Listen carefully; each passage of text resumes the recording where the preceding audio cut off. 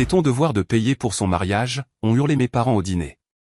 Tu dois contribuer à la famille, si tu ne le fais pas, disparais d'ici pour toujours. Ma sœur a gardé le sourire. Je me suis levé et j'ai dit calmement. Vous avez 24 heures pour partir. Je m'appelle Laura, j'ai 31 ans. Mes parents viennent de me dire que je dois payer le mariage de ma sœur ou disparaître de leur vie pour toujours. L'ultimatum est tombé pendant le dîner du dimanche, à ma propre table, dans ma propre maison que je paie depuis qu'ils y vivent depuis 3 ans. Madison était assise là avec ce petit sourire suffisant, le même qu'elle arbore depuis l'enfance chaque fois qu'elle obtenait quelque chose que je n'avais pas. D'où regardez-vous aujourd'hui? Laissez votre localisation dans les commentaires ci-dessous et cliquez sur les boutons j'aime et s'abonner si vous vous êtes déjà senti exploité par votre propre famille. Vous voudrez certainement rester pour voir ce qui s'est passé ensuite. Maintenant, laissez-moi vous raconter comment nous en sommes arrivés là. Voyez-vous, mes parents ont emménagé lorsque papa a perdu son emploi au cabinet comptable il y a 3 ans. Juste temporaire, disait-il. C'est ça. Temporaire, comme un traitement de canal. Ils sont arrivés avec 2 valises et ont réussi à redécorer tout mon salon avec leurs vieux meubles. Maman a immédiatement commencé à réorganiser mes placards de cuisine parce que, l'efficacité compte, ma chérie. Papa a réquisitionné le bureau à domicile pour ses activités de recherche d'emploi, qui consistaient apparemment à regarder des tutoriels de golf sur YouTube. Je devrais mentionner qu'à 31 ans, je travaille depuis l'âge de 16 ans. J'ai payé mes études universitaires avec des bourses et 3 emplois, j'ai obtenu mon diplôme de droit à 25 ans avec une dette énorme et j'ai passé les 6 dernières années à bâtir mon cabinet. Quand j'ai finalement été promu associé principal il y a 2 ans, je pensais avoir atteint une certaine stabilité. Encore une fois, je me trompais. Le premier signal d'alarme aurait dû être quand ils ont donné à Madison la chambre principale. Ma chambre principale. Elle a besoin de plus d'espace pour ses affaires, a expliqué maman pendant que je me tenais là, tenant mes propres vêtements. J'ai fini dans ce qui était autrefois ma chambre d'amis, dormant sur un lit simple que j'avais acheté pour les amis en visite. Mais bon, je suis avocate. Je peux m'adapter, non? Faux. Les factures ont commencé à s'accumuler immédiatement. Soudain, ma facture d'électricité a triplé parce que quelqu'un avait besoin que la maison soit à 22 degrés Celsius toute l'année. Mon budget d'épicerie a explosé parce que papa a développé un goût pour tout ce qui est bio, et maman a décidé qu'elle était une chef gastronomique. Quand j'ai mentionné l'augmentation des dépenses, maman m'a tapoté la main et a dit « Oh, ma chérie, la famille prend soin de la famille. » Tu comprends? J'ai compris. C'est bon. J'ai compris que je finançais leur retraite pendant qu'ils me traitaient comme une employée dans ma propre maison. Madison laissait son linge dans la machine à laver pendant des jours jusqu'à ce qu'il moisisse, puis se plaignait quand je le déplaçais. Papa utilisait ma voiture sans demander, la ramenant avec le réservoir d'essence vide et des taches mystérieuses sur les sièges. Quand j'évoquais des règles de base pour la maison, ils échangeaient ces regards. Vous savez, cela. Les regards, la pauvre Laura est encore difficile. Le point de rupture s'était accumulé depuis des mois. Chaque fois que je rentrais dans ma propre maison et que je me sentais comme une invitée. Chaque fois que je payais des factures qui avaient doublé alors que mes dépenses personnelles disparaissaient. Chaque fois que quelqu'un utilisait l'expression « notre maison » en parlant de ma propriété. Mais on m'avait appris à croire que la famille passe toujours en premier, que les gens qui réussissent aident les autres. Que remettre en question la dynamique familiale faisait de vous un égoïste. La goutte d'eau qui a fait déborder le vase est arrivée le mois dernier quand j'ai découvert qu'ils disaient aux gens que j'avais des difficultés financières et qu'ils avaient emménagé pour m'aider. M'aider. Ma voisine, Madame Patterson, a mentionné à quel point c'était gentil que mes parents me soutiennent pendant cette période difficile. J'ai failli m'étouffer avec mon café du matin. Je suis désolé, quoi? J'ai posé ma fourchette avec précaution, cette formation d'avocate prenant le dessus. Reste calme. Rassemble des informations. Ne montre pas ton jeu avant d'être prête à le jouer. Le mariage, a dit maman, en se servant plus de pommes de terre comme si elle ne venait pas de me demander de financer le conte de fées de ma sœur. Nous avons regardé, et 28 000 $ devraient tout couvrir. Le lieu, les fleurs, la robe, le photographe. Madison a trouvé l'endroit le plus magnifique de la Napa Valley. Napa Valley, bien sûr, parce qu'un lieu local serait trop banal pour la princesse Madison. J'ai jeté un coup d'œil à ma sœur, qui examinait sa manucure comme si le sort de son futur bonheur n'était pas en train de se décider à ma table de cuisine. C'est beaucoup d'argent, dis-je prudemment. C'est un investissement dans la famille, a répondu papa. Et je jure qu'il a utilisé le même ton que celui qu'il avait utilisé pour me convaincre de les laisser emménager temporairement. Madison ne se marie qu'une fois. Nous voulons bien faire les choses. En fait, ce seraient les deuxièmes fiançailles de Madison. Les premières se sont terminées quand elle a décidé que son fiancé n'était pas assez ambitieux. Mais qui compte? Certainement pas les parents qui avaient dépensé mon fonds d'études pour son année sabbatique en Europe pendant que je travaillais 3 emplois pour payer les frais de scolarité. Depuis des semaines, j'avais ce sentiment grandissant que quelque chose n'allait fondamentalement pas dans notre dynamique familiale. Ça a commencé petit, en remarquant comment les conversations tournaient toujours autour des besoins de Madison, comment mes réussites étaient reconnues par de brefs hochements de tête avant de passer à son dernier drame. J'étais en thérapie depuis 6 mois, traitant en fin des années à mettre les besoins de tout le monde avant les miens. Avez-vous envisagé que peut-être Madison et Tyler devraient payer pour leur propre mariage, ai-je demandé. Vous savez, comme le font la plupart des adultes. La température dans la pièce a chuté d'environ 10 degrés. Le sourire de maman est devenu une de ces choses en plastique que l'on voit sur les mannequins. Laura, ne sois pas égoïste. Tyler vient de terminer ses études de droit. Il a des prêts étudiants. Ils ne font que commencer. Ils ne font que commencer, c'est ça. Les parents de Tyler possédaient la moitié de l'immobilier de San Francisco. Mais bien sûr, faisons comme s'il était un paysan en difficulté. Pendant ce temps, moi, ça faisait 15 ans que je commençais, tout en finançant le style de vie de ma famille. Et si je ne peux pas me le permettre? J'ai essayé une approche différente. 28 000 $, c'est tout mon fonds d'urgence. Alors tu trouveras une solution, a dit papa, en coupant son steak avec une force inutile. C'est ce que font les gens qui réussissent. Ils font en sorte que les choses se passent pour la famille. Les gens qui réussissent, j'ai failli rire. Il y a à peine 3 ans, cette personne qui réussit était au chômage et menacée de saisie jusqu'à ce que sa fille le tire d'affaire. Mais la mémoire sélective est une chose forte dans ma famille, apparemment. Madison a finalement levé les yeux de ses ongles. Je veux dire, ce n'est pas comme si tu avais autre chose à dépenser, dit-elle avec ce petit haussement d'épaule qui m'avait exaspéré depuis l'enfance. Tu es célibataire. Tu ne voyages jamais. Tu ne fais que travailler tout le temps. Au moins comme ça, ton argent servirait à quelque chose de significatif. Quelque chose de significatif. 15 ans à travailler à plusieurs emplois, 6 ans à bâtir une carrière juridique, et à vivre comme un moine pour pouvoir subvenir aux besoins de 3 adultes qui me traitaient comme un distributeur automatique de billets. Et ma sœur pensait que ma vie manquait de sens. Ma thérapeute, la docteure Chen, m'avait prévenu que ce moment viendrait. Quand vous commencerez à fixer des limites, avait-elle dit, les gens qui ont bénéficié de votre manque de limites résisteront avec force. Ils utiliseront la culpabilité, la manipulation et les ultimatums pour rétablir le statu quo. Que se passe-t-il si je dis non, ai-je demandé. Le silence qui a suivi était lourd. Maman et papa ont échangé un de leurs regards brevetés, le genre qui avait précédé chaque décision familiale majeure qui, étrangement, n'incluait jamais mon avis.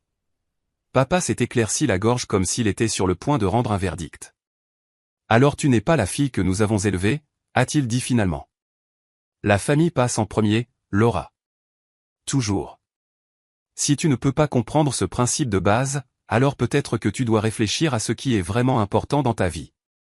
Et si la famille est si importante, a ajouté maman, en se penchant en avant avec cette expression inquiète qu'elle avait perfectionnée au fil des ans, alors tu voudras faire tout ce que tu peux pour rendre la journée de Madison spéciale. C'est un moment unique dans une vie. Unique dans une vie. Comme mon enfance, qu'ils avaient passé à me montrer exactement où je me situais dans la hiérarchie familiale. Comme ma remise de diplôme universitaire, qu'ils avaient manqué parce que Madison avait un tournoi de tennis. Comme chaque anniversaire, chaque fête et chaque réussite qui avait été éclipsée par la crise ou la célébration du moment qui tournait autour de ma sœur. J'ai regardé autour de ma propre salle à manger la famille qui avait envahi mon espace et ma vie, exigeant que je finance leurs rêves tout en traitant les miens comme des pensées après coup gênantes. Le lustre en cristal que j'avais économisé pendant 6 mois pour acheter projetait des ombres sur leurs visages expectatifs. Les planchers de bois franc que j'avais refait moi-même brillaient sous leurs pieds. La voix de la docteure Chen résonnait dans ma tête. Vous ne pouvez pas contrôler la façon dont les autres réagissent à vos limites. Vous ne pouvez contrôler que si vous les maintenez. Je dois y réfléchir, ai-je dit finalement. À quoi faut-il réfléchir? La voix de Madison a pris cette qualité pleurnicharde qui lui avait toujours permis d'obtenir tout ce qu'elle voulait. Soit tu te soucies de la famille, soit tu ne t'en soucies pas. Soit tu veux que je sois heureuse, soit tu es jalouse que j'ai trouvé quelqu'un qui m'aime. Jalouse. Voilà. L'accusation qui m'avait suivi toute ma vie chaque fois que j'osais vouloir quelque chose pour moi. Jalouse quand Madison a eu la plus grande chambre. Jalouse quand elle a eu une voiture pour son 16e anniversaire alors que j'ai eu un travail à temps partiel. Jalouse quand nos parents ont payé ses études universitaires alors que j'ai contracté des prêts. Je ne suis pas jalouse, dis-je doucement. Je suis fatigué. Fatigué de quoi? A demandé papa. D'avoir une famille qui t'aime. D'avoir des gens dans ta vie qui se sont sacrifiés pour toi. La question a touché quelque chose qui s'était accumulé pendant des mois de séances de thérapie. Qu'avez-vous sacrifié pour moi, exactement? Silence. Je pouvais les voir se démener, les exemples se tarirent. Parce que la vérité, c'est que c'était moi qui me sacrifiais. J'avais sacrifié ma vie sociale pour faire des heures supplémentaires. J'avais sacrifié des relations parce que j'étais toujours stressé par l'argent. J'avais sacrifié ma tranquillité d'esprit pour qu'il soit à l'aise. Nous t'avons donné un endroit où vivre, a dit maman finalement. Vous m'avez donné un endroit où vivre, ai-je répété lentement. Dans ma propre maison que je paie. Ne sois pas dramatique, a dit Madison en roulant des yeux. Tu agis comme si nous étions un fardeau. Avez-vous déjà vécu ce moment où vous voyez enfin une situation clairement? Où le brouillard se lève et vous réalisez à quel point vous vous êtes éloigné du rivage. C'était moi, assise dans ma propre salle à manger, écoutant ma famille m'expliquer pourquoi mon argent leur appartenait. La docteure Chen m'avait préparé à ce moment, mais le vivre était différent d'en discuter en théorie. Je vais avoir besoin d'un peu de temps pour y réfléchir. Combien de temps, a demandé maman, et je pouvais entendre le ton dans sa voix. Le lieu a besoin d'un acompte. Je vous le ferai savoir demain. J'ai commencé à débarrasser les assiettes, une routine domestique qui me semblait soudainement étrangère. Ce soir, je dois réfléchir, mais je savais déjà ce que j'allais dire. J'ai à peine dormi cette nuit-là. Chaque fois que je fermais les yeux, je voyais le visage suffisant de Madison et j'entendais l'ultimatum de papa résonner dans ma tête. À 5 heures du matin, j'ai renoncé à dormir et j'ai fait du café. Debout dans ma cuisine, regardant le lever du soleil à travers les fenêtres que j'avais payées pour faire installer, j'ai appelé la ligne d'urgence de la docteure Chen, chose que je n'avais jamais faite auparavant. Laura, sa voix calme est passée au téléphone, que se passe-t-il? Je lui ai parlé du dîner, de l'ultimatum, de la demande de $28 000. En parlant, je pouvais entendre ma propre voix devenir plus forte, plus claire. Comment vous sentez-vous en ce moment, a-t-elle demandé. En colère, mais aussi libre. Comme si je voyais enfin la situation pour ce qu'elle est vraiment. Et qu'est-ce que c'est? De l'abus financier. De la manipulation émotionnelle. Une famille qui ne m'a jamais vu comme autre chose qu'une ressource à exploiter. La docteure Chen est restée silencieuse un moment. Que voulez-vous faire? Je veux qu'il sorte de ma maison. Alors c'est votre réponse. Je me suis déclaré malade au travail et j'ai passé la matinée à me préparer. J'ai fait des recherches sur les lois sur les locataires, bien qu'en tant qu'invité plutôt que locataire, ma famille avait moins de protection. J'ai appelé un serrurier pour prévoir de nouvelles serrures. J'ai même cherché des entreprises de déménagement parce que quoi qu'il arrive ensuite, je voulais être prête. À 7 heures du matin, j'ai frappé à la porte de papa. Il a répondu en peignoir, agacé. Nous devons parler, ai-je dit. De quoi? Du fait que vous déménagez aujourd'hui. Son visage a traversé plusieurs expressions avant de s'arrêter sur l'incrédulité. Tu ne peux pas être sérieuse. Je vous donne 24 heures pour trouver un autre logement. Laura, tu es ridicule. Nous sommes une famille. La famille ne se traite pas comme des distributeurs automatiques de billets. Maman est apparue dans le couloir, l'air convenablement affligé. Qu'est-ce qui se passe? Je demande à tout le monde de déménager d'ici demain soir. C'est à propos de l'argent du mariage, n'est-ce pas? La voix de Madison s'est jointe depuis sa porte. Tu nous mets dehors parce que tu ne veux pas aider ta propre sœur. Je vous demande de partir parce que pendant 3 ans, vous avez vécu dans ma maison sans contribuer aux dépenses tout en me traitant comme si j'existais pour servir vos besoins.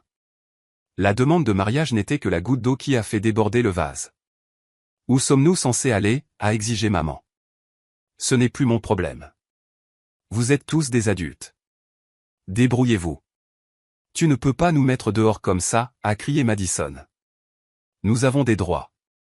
En tant qu'avocate, je savais exactement quels droits ils avaient en tant qu'invités de longue durée. En fait, je peux. Et je le fais. Papa s'est avancé, le visage rouge. Si tu fais ça, il n'y a pas de retour en arrière. Tu auras choisi l'argent plutôt que la famille. Non, dis-je calmement. Vous avez choisi l'argent plutôt que la famille quand vous avez emménagé ici et décidé que mes revenus vous appartenaient à tous. C'est de la folie, a dit Madison, sa voix montant vers l'hystérie. Tu ne peux pas détruire notre famille pour de l'argent. Je ne détruis rien. Je me protège des gens qui ont passé 3 ans à profiter de ma générosité. De la générosité, c'est moquer papa. Nous sommes tes parents. Nous t'avons élevé, nourri, mis un toit sur ta tête pendant 18 ans. Et je vous ai remercié en vous fournissant un logement, de la nourriture et un soutien financier pendant 3 ans. Cette dette est payée. Maman a essayé une approche différente, sa voix s'adoucissant. Ma chérie, tu es contrariée à propos du mariage. Nous comprenons. Peut-être que nous pouvons trouver un compromis. Il ne s'agit pas du mariage. Il s'agit de respect. Il s'agit de limites. Il s'agit d'équité de base. J'ai gardé ma voix égale, professionnelle. Pendant 3 ans, j'ai soutenu financièrement 3 adultes pendant que vous me traitiez comme si je n'avais pas d'importance dans ma propre maison. Ce n'est pas vrai, a protesté maman. Ah non? Quand est-ce que l'un de vous m'a demandé pour la dernière fois comment j'allais? Quand avez-vous reconnu pour la dernière fois que je travaille 60 heures par semaine pour subvenir aux besoins de nous tous? Quand avez-vous traité cette maison pour la dernière fois comme la mienne au lieu d'une propriété communale à laquelle vous avez droit? Silence. Vous avez 24 heures, ai-je répété. Je changerai les serrures demain soir. Et si nous ne partons pas? La voix de papa était un défi. Alors j'appellerai la police et je vous ferai expulser pour violation de propriété. Madison a commencé à pleurer. De vraies larmes cette fois. Laura, s'il te plaît. Je vais me marier. C'est censé être le moment le plus heureux de ma vie. Pendant un instant, j'ai senti le vieux pincement familier de la culpabilité. L'envie de la réconforter, de régler ses problèmes, d'être la bonne sœur qui mettait tout le monde en premier. Puis je me suis souvenu des mots de la docteure Chen. Vous ne pouvez pas vous immoler par le feu pour garder les autres au chaud. Madison, tu peux avoir un mariage heureux, mais pas un financé par mes économies de toute une vie. Mais Tyler s'attend à une belle cérémonie. Sa famille a de l'argent. Ils nous jugeront si nous ne pouvons pas nous permettre quelque chose de décent. Et voilà. Le vrai problème. Madison avait honte de leur situation financière et s'attendait à ce que je la résolve pour elle. Alors peut-être que la famille de Tyler devrait payer pour ça. Il ne devrait pas avoir à le faire. Et moi, je devrais? Elle n'a pas eu de réponse à cela. J'ai passé le reste de la journée à les regarder se démener. Des appels téléphoniques à des parents, des recherches frénétiques d'appartements sur Internet, des discussions animées pour savoir à qui revenait la faute. Personne ne semblait envisager que peut-être, juste peut-être, ils s'étaient mis dans cette situation eux-mêmes. Vers l'heure du dîner, Tyler est arrivé. J'ai regardé par la fenêtre Madison se jeter dans ses bras, sanglotant de façon dramatique. Ils ont parlé sur le porche pendant 20 minutes avant qu'ils ne partent, l'air confus et frustré. Madison est revenu à l'intérieur avec les yeux rouges et une nouvelle détermination. Tyler dit que nous pouvons repousser le mariage de quelques mois, a-t-elle annoncé. Il parlera à ses parents pour qu'ils nous aident avec les coûts. Bien pour toi, ai-je dit. Problème résolu. Non, le problème n'est pas résolu. Tu nous mets toujours dehors. Oui, je le fais. Mais pourquoi? Nous avons trouvé une autre solution pour le mariage.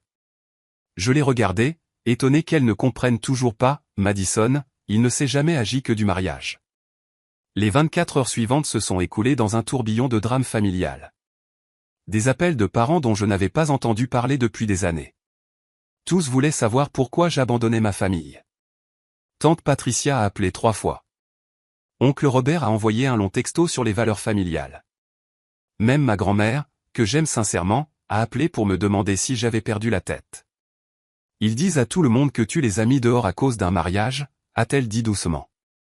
Ce n'est pas tout à fait vrai, grand-mère. Alors qu'est-ce qui est vrai? J'ai expliqué toute la situation, les 3 ans de logement gratuit, les dépenses croissantes, le manque total de contribution aux frais du ménage, la demande finale de financement du mariage. Oh, ma chérie. A-t-elle dit doucement quand j'ai fini. Je n'en avais aucune idée. La plupart des gens ne le savent pas. Ils sont très doués pour contrôler le récit. Ce qu'ils demandent n'est pas raisonnable. Non, ça ne l'est pas, je suis fier de toi d'avoir pris ta défense. Ces mots signifiaient plus qu'elle ne pouvait l'imaginer. Ma grand-mère, la matriarche de la famille, voyait la situation clairement. Mais mes parents et Madison n'abandonnaient pas papa à essayer de raisonner, expliquant que les emplois étaient difficiles à trouver à son âge. Maman a essayé la culpabilité, parlant de la déception de mon défunt grand-père. Madison alternait entre la rage et les larmes, parfois dans la même conversation. Où sommes-nous censés aller, a demandé maman pour la 10e fois. Il y a des appartements, des hôtels pour long séjour, d'autres par an. Vous trouverez une solution. Avec quel argent? Papa peut trouver un emploi. Tu peux trouver un emploi. Madison peut trouver un emploi. Concept révolutionnaire. Je sais. Tu es cruel, a dit Madison. Je suis pratique. Vous êtes tous des adultes capables qui ont choisi de ne pas travailler parce que j'ai rendu ce choix facile. À 18h le mardi, exactement 24 heures après mon ultimatum, ils étaient toujours là. Je suis rentré du travail pour les trouver dans le salon avec leurs valises, ressemblant à des réfugiés. Nous avons besoin de plus de temps, a dit papa. Vous avez eu 3 ans. Juste une semaine de plus. Nous avons quelques pistes pour des appartements. Non. J'ai sorti mon téléphone et composé le 911. Que fais-tu, a haleté maman. J'appelle la police pour faire expulser des intrus de ma propriété. Tu ne ferais pas ça, a dit Madison. Regarde-moi faire. Avant que je puisse finir de composer, papa a levé les mains. D'accord, nous partons. Il leur a fallu encore 2 heures pour tout emballer. J'ai regardé depuis la cuisine, buvant du thé et me sentant étrangement calme. Cela aurait dû être traumatisant, mais au lieu de cela, j'avais l'impression de regarder un poids être soulevé. Maman a été la dernière à partir. Elle s'est arrêtée à la porte, les larmes aux yeux. J'espère que tu es heureuse, a-t-elle dit. J'espère que je le serai. Après leur départ, j'ai traversé ma maison seule pour la première fois en 3 ans. Le silence était magnifique. Mon espace, mes règles, ma paix. J'ai préparé le dîner pour une personne et l'ai mangé à ma propre table de cuisine sans que personne ne se plaigne de mes choix. J'ai regardé ce que je voulais à la télé sans négocier. Je me suis couché tôt sans que personne ne me demande de résoudre leurs problèmes. Pour la première fois depuis des années, j'avais l'impression de pouvoir respirer. Les appels ont commencé le lendemain matin. Madison en sanglots, me suppliant de reconsidérer ma décision. Maman énumérant toutes les raisons pour lesquelles je faisais une terrible erreur. Papa alternant entre la colère et les tentatives de manipulation émotionnelle. Je les ai tous laissés sur la messagerie vocale. Que pensez-vous qu'il va se passer ensuite? Laissez vos prédictions dans les commentaires ci-dessous. Et n'oubliez pas de cliquer sur le bouton d'abonnement si vous avez déjà dû fixer des limites avec des personnes qui refusent de les respecter. Le travail était un soulagement. Des problèmes normaux, des heures facturables, des réunions avec des clients qui n'impliquaient pas de culpabilité familiale. Ma collègue Jennifer a remarqué que j'avais l'air différente. Tu as l'air plus légère, a-t-elle dit autour d'un café. Je me sens plus légère. C'est bien pour toi. Les situations familiales peuvent être toxiques. Elle avait raison. Pendant 3 ans, j'avais été tellement concentré sur le fait de rendre tout le monde heureux que j'avais oublié à quoi ressemblait mon propre bonheur. Mais la campagne de pression ne faisait que commencer. Tyler a appelé ce soir-là. Sa voix était prudente, diplomate. Laura, je sais que les choses sont compliquées entre toi et ta famille en ce moment. Est-ce qu'il reste avec toi temporairement? Juste jusqu'à ce qu'il trouve quelque chose de permanent. J'ai presque eu pitié de lui. Le pauvre gars n'avait aucune idée de ce qu'il attendait. Tyler, laisse-moi te donner un conseil. Fixe des limites claires sur la durée de ce temporairement les tiens-y. Sinon, tu auras la même conversation avec quelqu'un d'autre dans 3 ans. Madison dit que tu as toujours été jalouse de sa réussite. De sa réussite? J'ai failli rire. Quelle réussite serait-ce? Ses fiançailles, son bonheur, la vie qu'elle se construit. Tyler, Madison a 28 ans et n'a jamais occupé un emploi plus de 6 mois. Je la soutiens financièrement depuis 3 ans. Quelle partie de cela suggère qu'elle a réussi? Le silence à l'autre bout du film a tout dit. Elle a dit que tu payais pour des choses parce que tu voulais aider. A-t-elle mentionné qu'on ne m'a jamais demandé si je voulais aider ou que aider signifiait abandonner ma chambre principale, mon bureau à domicile et la majeure partie de mon salaire? Non, elle n'a pas mentionné cela. Pose-toi cette question. Si Madison est si réussie et indépendante, pourquoi a-t-elle besoin que sa sœur paie pour son mariage? Après que Tyler ait raccroché, j'ai ressenti un mélange familier de tristesse et de soulagement. Tristesse que la manipulation de ma famille se soit étendue à quelqu'un d'autre. Soulagement que ce ne soit plus mon problème à gérer. Les jours suivants ont apporté un défilé de singes volants. Des amis de la famille appelant pour exprimer leur déception. Des parents éloignés partageant leurs opinions sur mon caractère. Même ma coiffeuse avait entendu l'histoire et s'était sentie obligée de donner son avis. La famille, c'est tout? A-t-elle dit en me coupant les cheveux. On n'en a qu'une. C'est exactement le problème, ai-je répondu. 2 semaines après le début de ma nouvelle vie de paix et de tranquillité, j'ai découvert quelque chose d'intéressant sur la version des événements de ma famille. Apparemment, j'étais un monstre sans cœur qui avait jeté ses parents en difficulté à la rue dans leur moment de besoin. Madison était la victime innocente dont la méchante sœur avait détruit ses rêves de mariage par pure méchanceté. Ma voisine, Madame Patterson, a frappé à ma porte avec un gratin et une expression inquiète. « Comment vas-tu, ma chérie ?» a-t-elle demandé. « J'ai entendu parler de ta situation familiale. » Qu'avez-vous entendu exactement? Que tu as eu des difficultés financières et que tu as dû demander à tes parents de partir. Je l'ai regardé fixement. Madame Patterson, je n'ai pas eu de difficultés financières. J'ai demandé à mes parents de partir parce qu'ils vivaient ici sans payer de loyer depuis 3 ans pendant que je payais toutes leurs dépenses. Son visage a changé alors qu'elle traitait cette information. Oh, ce n'est pas ce que j'ai entendu. Je suis sûr que non. Le contrôle du récit était impressionnant.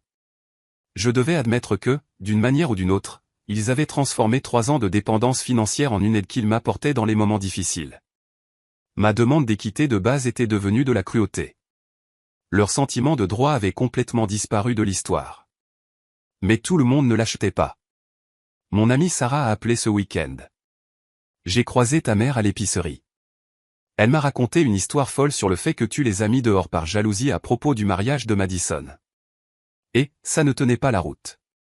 Depuis quand es-tu jalouse de qui que ce soit? Tu es la personne la plus généreuse que je connaisse. J'étais trop généreuse. Alors, que s'est-il vraiment passé? Je lui ai tout raconté. Les années de soutien financier, les dépenses croissantes, l'ultimatum du mariage, le manque total de respect pour mes limites. Mon Dieu, Laura, pourquoi ne me l'as-tu pas dit plus tôt? Parce que j'avais honte, et parce que je pensais que c'était des trucs de famille normaux. Ce n'est pas normal. C'est de l'abus financier. Entendre quelqu'un d'autre le dire l'a rendu réel. Ma famille n'avait pas seulement été inconsidérée ou exigeante. Elle avait été abusive.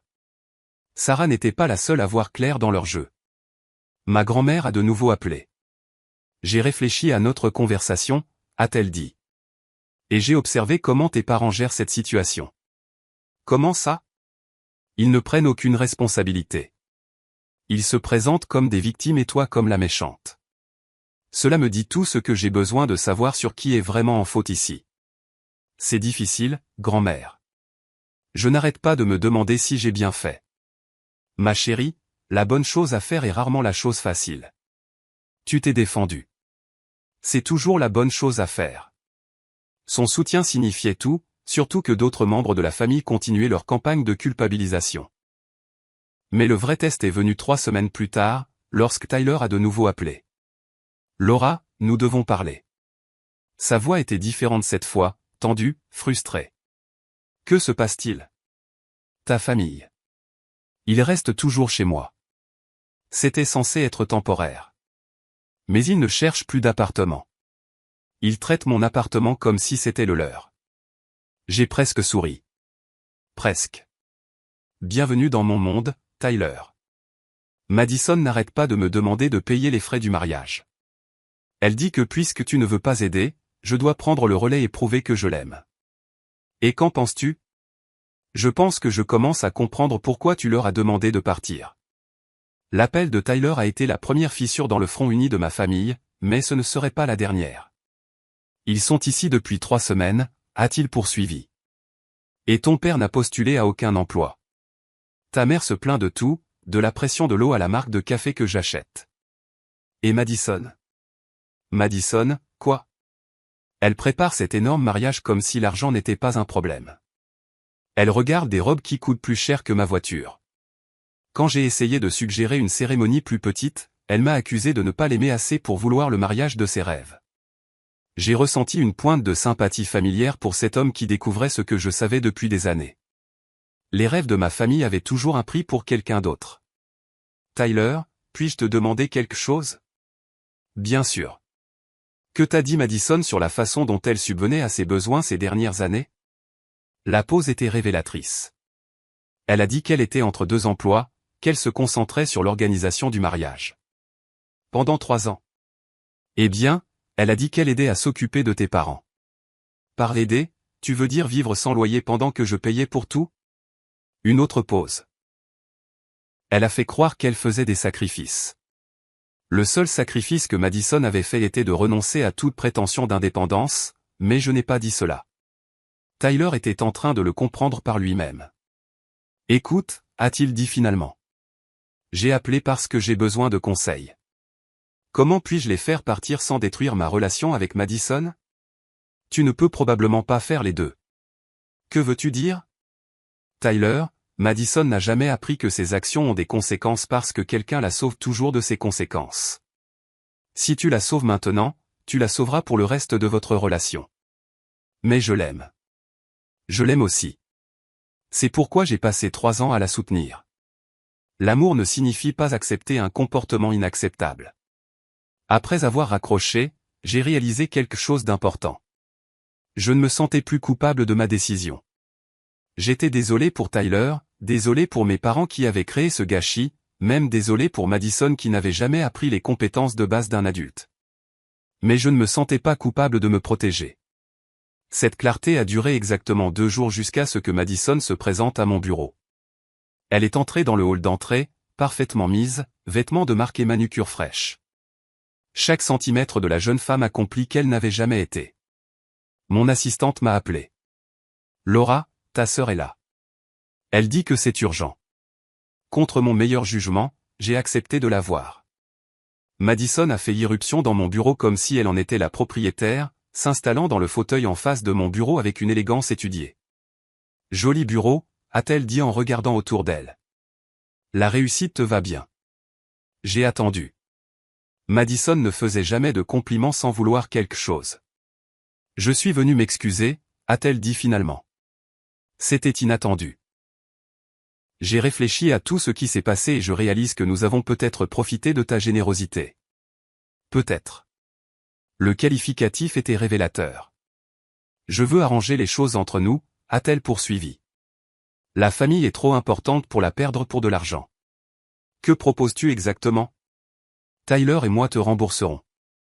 Pas tout d'un coup, évidemment, mais nous établirons un plan de paiement. Et nous paierons pour notre propre mariage. Quelque chose de petit et raisonnable. Cela semblait trop beau pour être vrai, ce qui signifiait que ça l'était probablement. Quel est le piège, Madison? Son masque composé a légèrement glissé. Il n'y a pas de piège. Je veux juste retrouver ma sœur. Alors pourquoi as-tu l'air de vouloir me demander quelque chose? Elle a tripoté la sangle de son sac à main, un signe que j'avais appris à reconnaître il y a des années. Eh bien, le fait est que l'appartement de Tyler est vraiment petit pour 4 personnes, et son bail a quelques restrictions concernant les invités de longue durée. Alors, nous espérions. Voilà. Vous voulez revenir. Juste temporairement. Juste jusqu'à ce que nous trouvions quelque chose de permanent. Et nous paierions un loyer cette fois. Je te le promets. Je me suis penché en arrière dans mon fauteuil, étudiant le visage de ma sœur. Elle avait l'air sincère, mais Madison avait toujours été douée pour avoir l'air sincère quand elle voulait quelque chose. Combien de loyer? Nous pensions peut-être 8 cents par mois. Mon hypothèque seule était de 2800. Ajoutez les services publics, les impôts fonciers, l'assurance et l'entretien de base. Et 8 cents ne couvrirait pas un quart des coûts réels, mais c'était un progrès par rapport à l'offre précédente de 0. Et combien de temps dure temporairement cette fois? 6 mois maximum. Juste jusqu'à ce que nous nous marions et trouvions notre propre appartement. Où aura lieu le mariage? Nous regardons quelques salles plus petites. Peut-être quelque chose dans les 15 000. 15 000. Toujours ridicule pour quelqu'un sans revenu, mais mieux que 28 000. Madison, pourquoi devrais-je te faire confiance cette fois? Parce que j'ai appris ma leçon. Je sais que j'avais tort avant. Quelle leçon as-tu apprise exactement? Elle s'est déplacée, mal à l'aise. Que les relations familiales sont plus importantes que l'argent. Mauvaise réponse. La leçon aurait dû être que les adultes subviennent à leurs propres besoins et contribuent équitablement aux dépenses communes.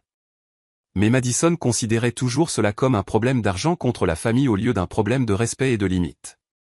J'apprécie les excuses, dis-je prudemment, mais je ne suis pas prête à changer d'avis sur la situation de vie. Son masque composé s'est encore fissuré. Laura, s'il te plaît. Tyler est sur le point de nous mettre dehors aussi. Nous n'avons nulle part où aller. Et maman et papa? Ils ont trouvé un appartement, non? Ils sont dans un studio. Il y a à peine de la place pour eux, sans parler de Madison et moi. Donc, mes parents avaient atterri quelque part. Probablement une résidence pour personnes âgées ou une communauté de retraités qu'ils pouvaient réellement se permettre. Papa n'est pas handicapé et maman est parfaitement capable. Madison a ouvert et fermé la bouche comme un poisson. Parce que la vérité était que nos parents n'avaient pas eu besoin de soins. Ils avaient eu besoin d'un soutien financier, que j'avais fourni pendant que Madison profitait des avantages sans y contribuer. Écoute, a-t-elle dit en changeant de tactique. Tyler commence à poser des questions sur l'argent et les responsabilités. Si je ne trouve pas une solution bientôt, il pourrait annuler les fiançailles. Et voilà le vrai problème. Madison ne s'excusait pas parce qu'elle avait appris quelque chose. Elle s'excusait parce que son filet de sécurité était en train de disparaître. Peut-être que ce serait mieux pour vous deux. Les yeux de Madison se sont agrandis de choc. Comment peux-tu dire ça? J'aime Tyler. Vraiment? Ou aimes-tu l'idée d'être marié et d'avoir quelqu'un d'autre pour résoudre tes problèmes financiers? C'est une chose horrible à dire. Madison, qu'est-ce que tu apportes exactement à cette relation à part t'attendre à ce que Tyler paie pour tout? La question est restée en suspens entre nous. Je pouvais la voir se démener pour trouver une réponse, et je pouvais voir le moment où elle a réalisé qu'elle n'en avait pas. J'apporte de l'amour, a-t-elle dit finalement, mais sa voix était faible. L'amour ne suffit pas pour un mariage. Vous avez besoin de partenariat, de responsabilités partagées, de respect mutuel. Ce que tu offres à Tyler, c'est ce que tu m'as offert, le privilège de financer ton style de vie tout en recevant de la culpabilité et de la manipulation en retour. Madison s'est levée brusquement. Son sang-froid s'est finalement brisé. Tu es devenue froide, Laura. Le succès t'a rendue froide. Non, dis-je doucement. Fixer des limites m'a rendue plus saine. Madison a quitté mon bureau en larmes, et j'ai senti cette torsion familière de culpabilité dans mon estomac. Mais cette fois, je l'ai reconnue pour ce qu'elle était, une programmation. Des années de conditionnement qui m'ont fait me sentir responsable des émotions des autres, même lorsque ces émotions étaient le résultat de leurs propres mauvais choix. J'ai appelé la docteure Chen ce soir-là. Comment vous sentez-vous par rapport à la façon dont la conversation s'est déroulée, a-t-elle demandé. Coupable, mais aussi lucide. Je pouvais voir exactement ce qu'elle faisait. Et je ne suis pas tombé dans le panneau. C'est de la croissance. Ça ne fait pas du bien. La croissance fait rarement du bien. Vous changez des schémas qui sont en place depuis toute votre vie. C'est un travail difficile. Elle avait l'air si perdue quand elle est partie. Madison est perdue. Mais Laura, vous n'êtes pas responsable de la retrouver. Elle doit faire ce travail elle-même. La docteure Chen avait raison. Mais ça faisait toujours mal de voir ma sœur en difficulté. La différence était que maintenant je comprenais la différence entre aider et permettre. Au cours des semaines suivantes, j'ai eu des nouvelles par le biais du téléphone arabe familial. Madison et Tyler avaient rompu. Elle avait emménagé avec une amie. Mes parents s'en sortaient dans leur studio, papa travaillant à temps partiel dans une quincaillerie et maman faisant de la saisie de données à domicile. Le récit familial avait de nouveau changé. Maintenant, j'étais la sœur qui avait réussi et qui avait abandonné sa famille dans le besoin. La sœur qui avait choisi l'argent plutôt que l'amour, la carrière plutôt que la famille, l'égoïsme plutôt que le sacrifice. J'aurais peut-être cru à ce récit il y a un an, mais la thérapie m'avait donné les outils pour reconnaître la manipulation. La version des événements de ma famille exigeait que je croie que vouloir un respect de base dans ma propre maison était égoïste. Que s'attendre à ce que les adultes subviennent à leurs propres besoins était cruel, que refuser de financer les rêves des autres était un abandon. Je ne croyais plus à rien de tout cela. Mais le véritable test de ma détermination est venu 6 mois plus tard, lorsque Madison m'a appelé à 2 heures du matin, en sanglots. « Laura, j'ai besoin d'aide. » Je me suis assise dans mon lit, immédiatement alerte. « Qu'est-ce qui ne va pas? Tu es blessée? Je suis enceinte. » Les mots m'ont frappé comme un coup de poing dans le ventre. Madison, au chômage et célibataire, attendait un bébé. « Tu es sûr? J'ai fait 3 tests. Je suis allé dans une clinique. Je suis sûr. Qui est le père? Un type que j'ai rencontré dans un bar. Je n'ai même pas son vrai numéro.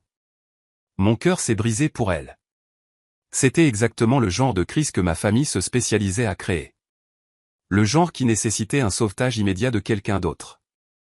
De quoi as-tu besoin, ai-je demandé, connaissant déjà la réponse. Je ne peux pas me permettre un bébé, Laura. J'ai à peine de quoi me nourrir.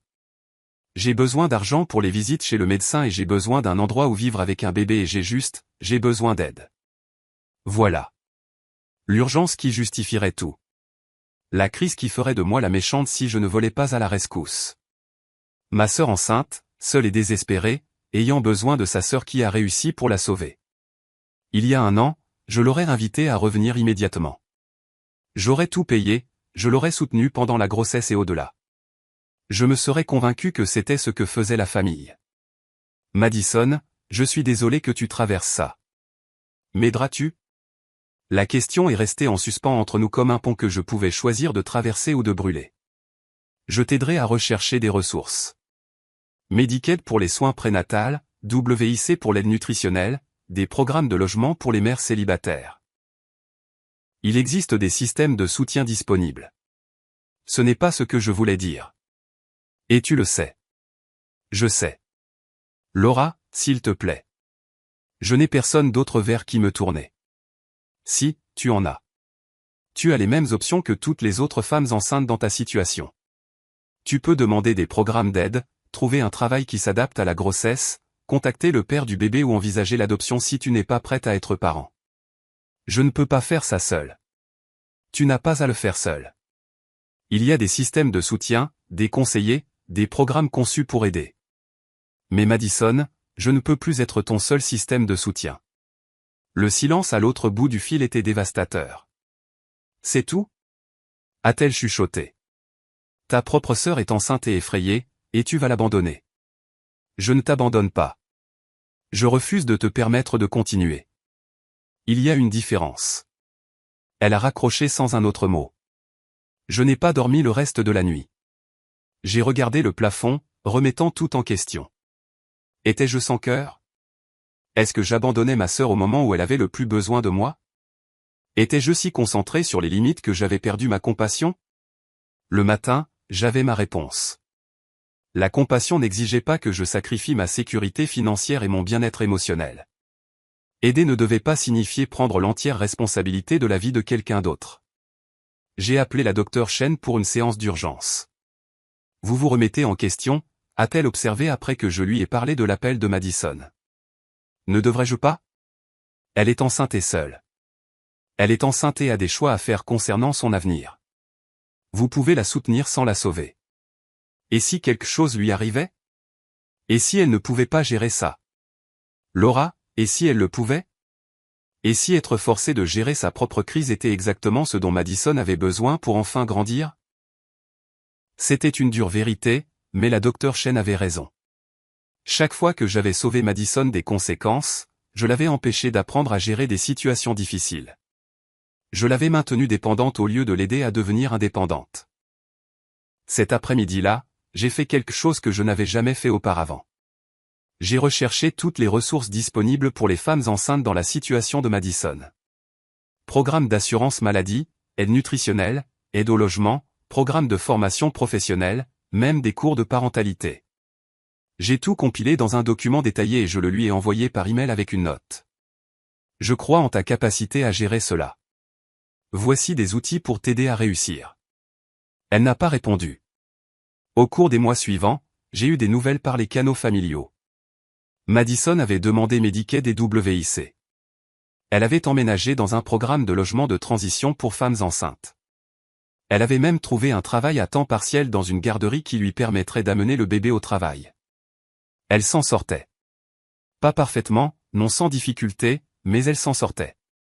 Mes parents, quant à eux, s'étaient installés dans leur nouvelle réalité. Le travail à temps partiel de papa s'était transformé en travail à temps plein lorsque son patron avait reconnu son expérience. Maman avait découvert qu'elle aimait vraiment la saisie de données et envisageait de retourner à l'école pour suivre une formation en informatique. Eux aussi, ils s'en sortaient. Les réunions de famille dont j'entendais parler par ma grand-mère étaient des affaires plus petites et plus calmes, moins de drames, moins de crises financières, plus de conversations réelles sur la vie des gens au lieu de leurs urgences. Je n'étais pas invité à ces réunions, et ça faisait mal. Mais on ne me demandait pas non plus de les financer, de les gérer ou de réparer ce qui n'allait pas. J'apprenais à vivre avec la douleur tout en appréciant la paix. 1 an après mon ultimatum, j'ai croisé Tyler dans un café du centre-ville. Il avait l'air bien, détendu d'une manière que je n'avais jamais vue quand il était avec Madison. Laura. A-t-il dit en s'approchant de ma table avec hésitation. Comment vas-tu? Je vais bien. Tu as l'air bien.